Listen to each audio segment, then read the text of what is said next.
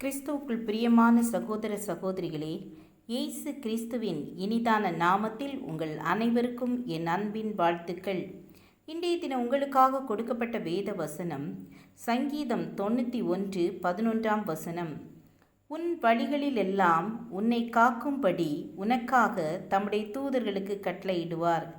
நாம் கிறிஸ்மஸ் மெசேஜை கேட்டு வருகிறோம். இன்றைய தினத்தில் தேவ தூதர்களை பற்றியும் அவர்களுடைய செயல்பாடுகளை பற்றியும் கேட்கப் போகிறோம்.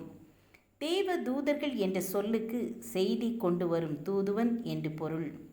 தேவ தூதர்கள் பரலோக செய்தியாளர்கள் மற்றும் பணியாளர்கள். இவர்கள் நித்திய ஜீவன் உள்ளவர்கள். வேதத்தில் பல தூதர்களை பற்றி நாம் பார்க்கிறோம்.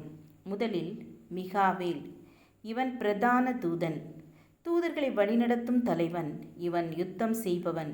இரண்டாவது காபிரியேல், இவர் செய்திகளை கொண்டு செல்பவர். மூன்றாவது அதிகாலையின் மகனாகிய விடிவெள்ளி என்று அழைக்கப்பட்ட லூசிபர். ஆனால் இவன் தன் அழகிலும் அந்தஸ்திலும் அகந்தை கொண்டு தேவனுடைய சிங்காசனத்தை விட உயர அமர முயன்றதாலும் அவன் பெருமையினாலுமே கீழே தள்ளப்பட்டான், சாத்தானாக மாறினான். இப்பொழுது மக்களை வஞ்சிக்கிறவனாக சுற்றித் திரிகிறான். நான்காவதாக சேராபீன்கள். இந்த தேவதூதர்கள் ஆராதனை துதிகளில் உதவுகின்றவர்கள். ஐந்தாவது கேருபீன்கள், இவர்கள் காக்கும் தூதர்கள். இந்த கேருபீன்களும் சேராபீன்களும் அதிகாரம் வல்லமை படைத்தவர்கள். ஆறாவதாக பணிவிடை செய்யும் ஆவிகளாக எண்ணற்ற தேவதூதர்கள் உள்ளனர். இவர்கள் பூமியில் மனிதர்களுக்கு உதவுபவர்கள். ஆவிக்குரிய ஜீவிகளாகிய பரிசுத்தம் உள்ள நல்ல தேவ தூதர்கள் தேவனை எப்பொழுதும் போற்றி துதித்து கொண்டிருக்கிறார்கள். அவர்கள் தேவனுடைய சித்தத்தை செய்கிறார்கள். அவருடைய முகத்தை தரிசிக்கிறார்கள். அவர்கள் கிறிஸ்துவுக்கு கீழ்ப்படுகிறவர்கள். மேலும் தேவ தூதர்கள் மனித இனத்தை விட உயர்ந்தவர்கள். அவர்கள் பரலோகத்தில் சஞ்சரிப்பவர்கள். தேவ தூதர்கள் திருமணம் செய்வதில்லை. தேவ தூதர்களுக்கு மரணம் இல்லை. தேவ தூதர்களால் மனித உருவத்தில் உலகில் தோன்ற முடியும். அதுபோக முக்கியமாக தேவ தூதர்களை நாம் கடவுள் என்று வணங்கக்கூடாது. ஏனென்றால் அவர்களும் நம்மை போல சிருஷ்டிக்கப்பட்டவர்களே. தேவனுடைய கட்டளையின்படியே தூதர்கள் இவ்வுலகில் எண்ணற்ற கிரியைகளை செய்து வருகிறார்கள்.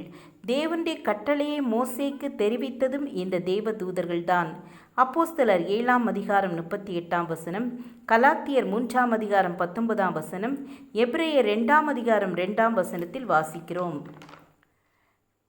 இவர்களில் பணி அனைத்தும் கிறிஸ்துவின் மீட்பு பணியுடன் தொடர்புடையவைகள். மனம் திரும்புகிற ஒரே ஒரு பாவி நிமித்தம் பரலோகத்தில் சந்தோஷப்படுகிறவர்களும் இந்த தூதர்களே. தேவ தூதர்கள் மக்கள் சார்பாக வேலை செய்வார்கள் என்று வேதம் நமக்கு சொல்கிறது.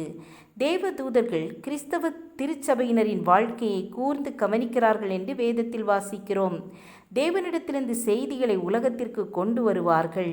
நாம் விண்ணப்பம் செய்யும்போது தேவனிடத்திலிருந்து பதிலை கொண்டு வருவார்கள். தீர்க்க தரிசனத்துக்கு பொருள் விளக்கம் கூறுபவர்கள் இந்த தேவதூதர்கள். சோதனை நேரங்களில் தேவனுடைய மக்களை பலப்படுத்துபவர்கள். தீமையை வெறுத்து தேவனுக்கு பயப்படுகிற பரிசுத்தவானாகிய நம்மை பாதுகாப்பவர்கள். சாத்தானின் சேனையோடு போரிடுவார்கள். இரட்சிக்கப்பட்டவர்களை பரலோகத்தில் கொண்டு வந்து சேர்ப்பார்கள். கடைசி கால சம்பவங்கள் நடக்கும்போது சாத்தானோடும் போர் செய்வார்கள். இறுதியாக இயேசு கிறிஸ்து வரும்போது தேவ தூதர்களும் வருவார்கள். நாமும் இந்த தேவ தூதர்களைப் போல கர்த்தருடைய கட்டளைக்கு கீழ்ப்படிந்து நடப்போம். கர்த்தருக்கு பிரியமானவர்களாய் வாழ்வோம். ஜெபம் செய்வோம். கிருபையும் இரக்கமும் நிறைந்த கர்த்தாவே, நாங்கள் இந்த தூதர்களைப் போல உம்முடைய கட்டளைக்கு கீழ்ப்படிய உதவி செய்ங்க. உமக்கு பிரியமானவர்களாய் வாழ்ந்து பரலோக ராஜ்யத்திற்கு சுதந்திரவாளியாய் மாற உதவி செய்ங்க. இயேசுவின் நாமத்தில் பிதாவே, ஆமேன், ஆமேன். God bless you.